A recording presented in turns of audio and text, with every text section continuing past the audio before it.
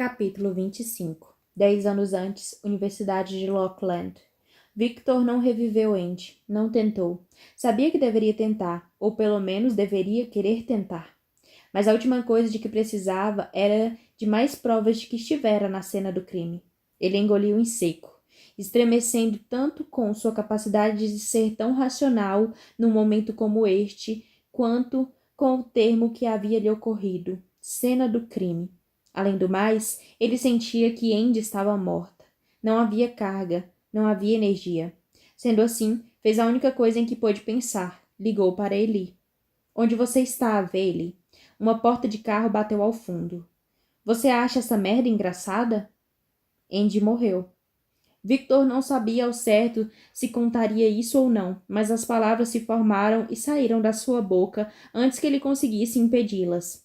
Tinha imaginado que elas fossem machucar sua garganta, abrigar-se em seu peito, mas fluíram sem restrições. Sabia que deveria estar em pânico, mas se sentia entorpecido, e aquele entorpecimento o acalmava. Será que era o choque? Perguntou-se Victor. Essa segurança lhe ocorria agora, que havia sido tão fácil evocar enquanto Andy agonizava aos seus pés. Ou seria algo diferente? Ele ficou escutando o silêncio do outro lado da linha até Eli quebrá-lo. Como?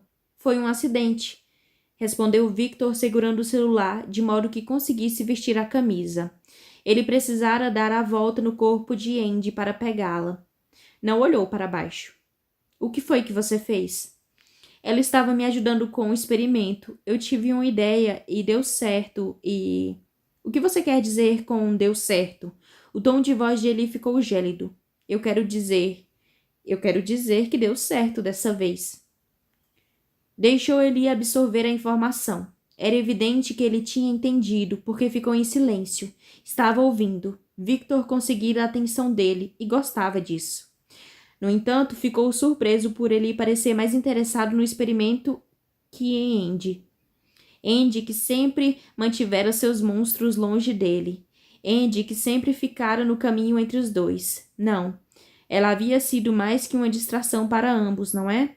Victor baixou os olhos para o corpo, esperando sentir alguma sombra da culpa que o inundara quando havia mentido para ela antes, mas não sentiu nada. Perguntou-se se Eli também sentira esse distanciamento em comum ao acordar no chão do banheiro, como se tudo fosse real, mas nada importasse.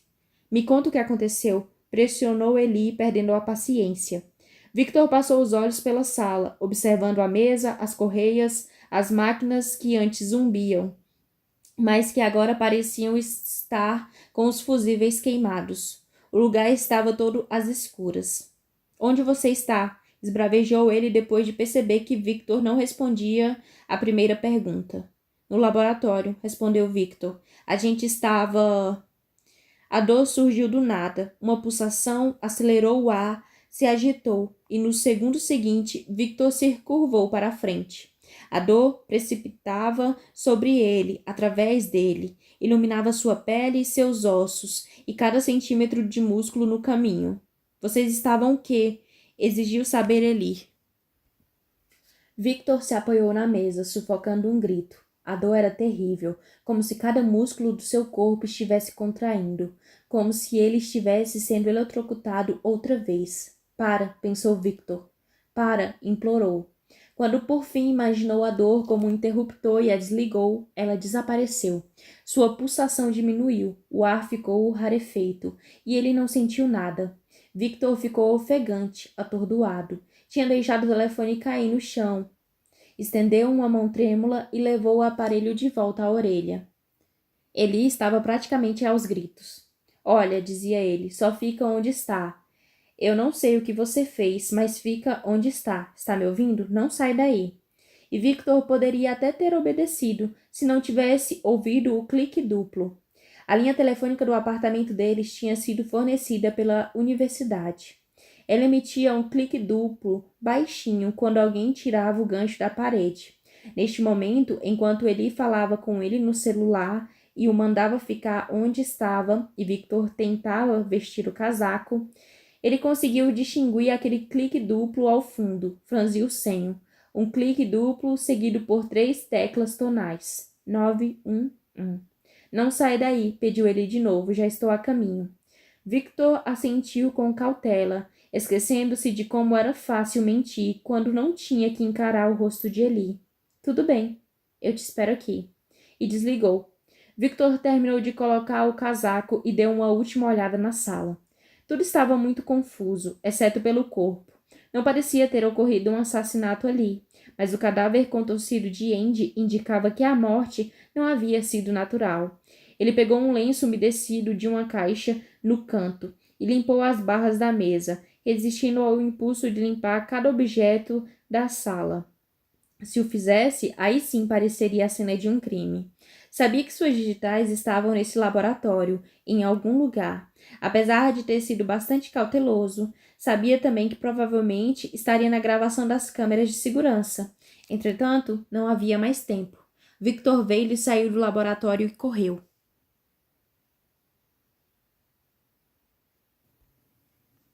Enquanto voltava às pressas para o apartamento, precisava falar com ele pessoalmente. Tinha que fazê-lo entender.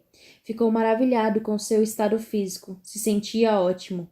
Inebriado pela perseguição e pela matança, mas livre da dor. Foi então que, sob a luz de um poste, baixou o olhar e viu que sua mão estava sangrando. Devia ter batido com ela em alguma coisa. Não havia sentido nada, no entanto. E não era como quando a adrenalina ameniza os ferimentos leves. Não tinha sentido nada. Tentou evocar aquele zumbido estranho no ar. Tentou diminuir um pouquinho de nada a resistência à dor, só para ver como estava de fato. E acabou se encolhendo de agonia, apoiando-se num poste. Não tão bem, então. Sem dúvida, a sensação era de que tinha morrido, outra vez. Suas mãos doíam de segurar com tanta força as barras da mesa, e Victor ficou se perguntando se por acaso tinha fraturado algum osso. Cada músculo do seu corpo reclamava e sua cabeça doía, tanto que ele achou que fosse vomitar. Quando a calçada começou a parecer se inclinar, foi desligando as sensações de novo. A dor desapareceu. Deu a si mesmo um momento para respirar, se recuperar, e se endireitou sob o foco de luz.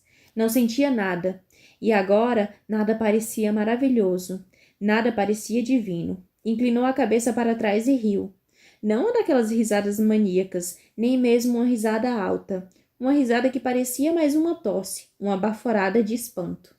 Porém, mesmo que tivesse sido alta, ninguém a ouviria por causa do som das sirenes. As 2 viaturas derraparam até parar na frente dele, e Victor mal teve tempo de compreender o que estava acontecendo quando foi atirado no concreto, algemado e encapuzado. Ele se sentiu sendo jogado no banco de trás do carro. O capuz era um adendo interessante, mas Victor odiava a sensação de estar vendado. Sempre que o carro fazia curvas e seu centro de equilíbrio mudava de posição, sem nenhum aviso visual ou desconforto físico para se orientar. Ele caía. Parecia que estavam fazendo as curvas rápido de propósito. Victor percebeu que podia reagir, revidar sem nem precisar tocá-los, sem nem precisar vê-los, mas se conteve. Parecia um risco desnecessário, ferir os policiais enquanto dirigiam. Só porque podia desligar a própria dor não significava que não morreria caso o carro batesse. Então, se concentrou em permanecer calmo, o que foi fácil demais, levando em consideração tudo o que tinha acontecido. A calma o preocupava. A noção de que a ausência física de dor pudesse suscitar tal ausência mental de pânico era ao mesmo tempo perturbadora e fascinante. Se Victor não estivesse no banco traseiro de uma viatura, iria querer fazer anotações para o trabalho final. O carro fez uma curva fechada e Victor bateu com força na porta. Ele xingou, não por causa da dor, mas por força do hábito. As algemas apertavam seus pulsos, e quando Victor sentiu algo quente escorrer entre seus dedos, decidiu diminuir a resistência à dor. Não sentir nada poderia ocasionar ferimentos, e ele não era Eli. Não era capaz de se curar sozinho. Tentou sentir, só um pouco. Victor arfou e deixou a cabeça tombar no encosto do banco. Uma dor quente rasgou seus pulsos, onde a algema apertava, amplificada, a resistência despencando. Ele cerrou a mandíbula e tentou encontrar o equilíbrio, encontrar a normalidade. Sensações tinham nuances. Não eram ligadas ou desligadas, haviam todo um espectro. Era um botão giratório com centenas de posições, não um interruptor. Ele fechou os olhos, apesar da escuridão do capuz, e encontrou um lugar entre o entorpecimento e a normalidade. Passou a sentir uma dor leve e constante nos pulsos, algo mais próximo de um retesamento do que uma dor aguda. Teria que se acostumar com isso. Por fim, o carro parou, a porta se abriu e 2 mãos o conduziram para fora. Podem tirar o capuz de mim? Perguntou para a escuridão. Vocês não têm que ler os meus direitos? Vocês esqueceram essa parte? A pessoa que o conduzia o empurrou para a direita e seu ombro esbarrou numa parede. Seriam da segurança do campus? Ele ouviu uma porta ser aberta e sentiu uma ligeira mudança nos sons ao redor. Percebia pelo eco que essa nova sala tinha paredes lisas e quase nenhum móvel. Uma cadeira arranhou o chão ao ser arrastada para trás e alguém fez Victor se sentar nela. Tirou a algema de um dos seus pulsos e a prendeu de novo numa mesa de metal. O som de passos diminuiu e então parou. Uma porta se fechou. A sala ficou em silêncio. Uma porta foi aberta. Passos se aproximaram e, em seguida, finalmente, alguém tirou o capuz dele. A sala era bem iluminada e havia um homem sentado à sua frente, um sujeito de ombros largos, cabelos pretos e expressão de aborrecimento. Victor deu uma olhada na sala de interrogatório, que era menor do que havia imaginado e um pouco mais decrépita. Também estava trancada por fora. Qualquer truque ali seria perda de tempo. Sr. Bailey, eu sou o detetive Stell. Eu achava que só usavam capuzes em espiões terroristas e em filmes de ações ruins, comentou Victor, referindo-se ao monte de tecido preto entre os dois. Isso sequer é legal? Nossos policiais são treinados para decidir o melhor curso de ação para se proteger, explicou o detetive Stell. A minha visão é uma ameaça? Stell suspirou. Você sabe o que é um EO, Sr. Bailey? Victor sentiu o pulso acelerar ao ouvir a palavra. O ar zumbiu de leve ao seu redor, mas ele engoliu em seco e disse a si mesmo que permanecesse calmo. Em seguida, assentiu vagamente. Já ouvi falar. E você sabe o que acontece quando alguém grita "Yo"? Victor fez que não com a cabeça. Sempre que alguém faz uma ligação para a emergência e usa essa palavra, eu tenho que sair da cama e vir até a delegacia. Verificar. Não importa se for um trote de adolescentes ou uma alucinação de um sem-teto qualquer. Eu tenho que levar o assunto a sério. Victor franziu o senho. Sinto muito que alguém tenha feito o senhor perder o seu tempo. Stell esfregou os olhos. Eu perdi mesmo, Sr. Bailey? Victor deu uma risada contida. O senhor não pode estar falando sério. Alguém disse que eu sou um EO? Victor já sabia quem, é claro. E o senhor acreditou. Que merda de extraordinário eu devo ser, então, hein? Victor se levantou, mas as algemas estavam firmemente presas à mesa. Sente, Sr. Bailey. Stell fingiu examinar alguns documentos. O estudante que fez a ligação, um tal de Sr. Cardale, também disse que você confessou o assassinato da estudante Andy Knight. Seus olhos se acenderam. Agora, mesmo que eu queira ignorar essa história de EO, e não estou dizendo que queira, eu levo um cadáver muito a sério.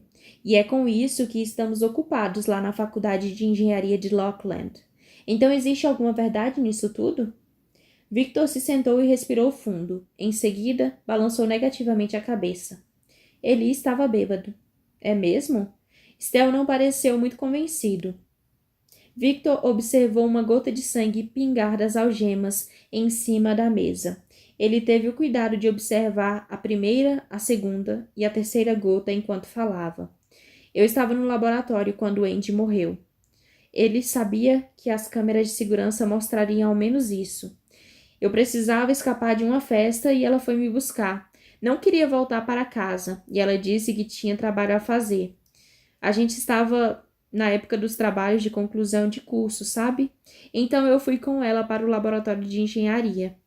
Saí da sala por alguns minutos para beber alguma coisa e quando voltei, eu vi Andy no chão e liguei para Eli. Você não ligou para a emergência.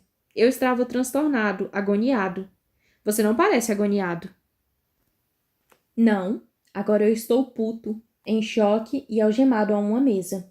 Victor ergueu a voz, porque parecia o momento apropriado para fazê-lo. Veja bem, ele estava bêbado, talvez ainda esteja. Ele ficou falando que a culpa era minha. Eu tentei explicar que tinha sido um infarto, talvez uma falha no equipamento, já que Andy sempre fazia experiências com eletricidade. Mas ele não quis saber. Ele falou que ia chamar a polícia, por isso eu dei o fora e estava indo para casa conversar com ele. Era isso que eu estava fazendo quando a polícia apareceu. Ele olhou para o detetive e gesticulou para a situação atual de ambos. Quanto a essa história de Yo, eu estou tão confuso quanto o senhor. Ele tem trabalhado demais. Por acaso ele falou que o trabalho dele é sobre os Yos?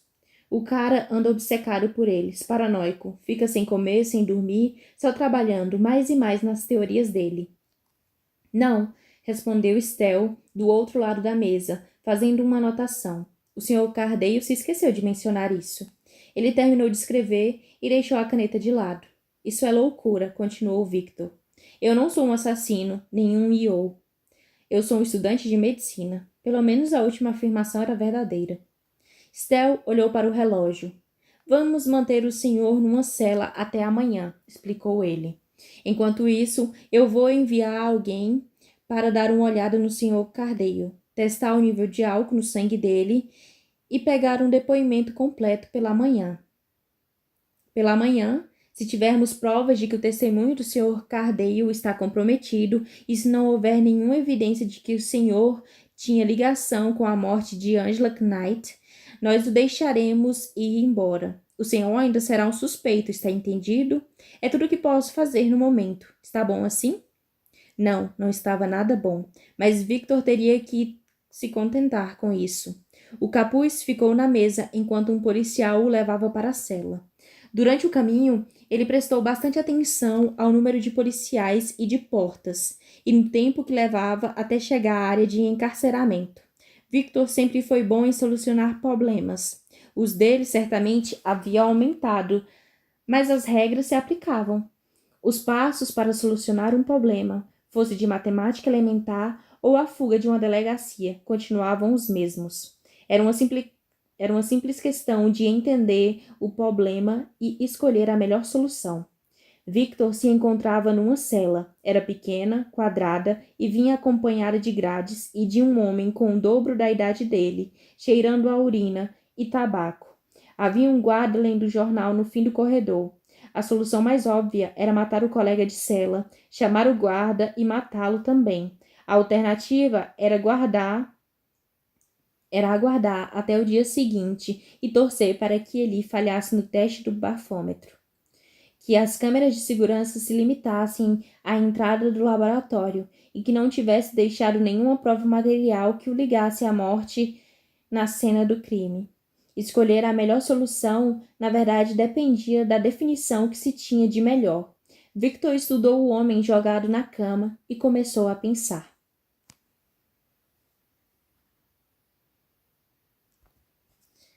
Ele voltou para casa pelo caminho mais longo. As primeiras luzes do amanhecer aqueciam o céu enquanto ele caminhava, esfregando sangue nos pulsos. Pelo menos disse a si mesmo para se consolar. Não tinha matado ninguém. Victor, na verdade, se sentia muito orgulhoso do próprio autocontrole.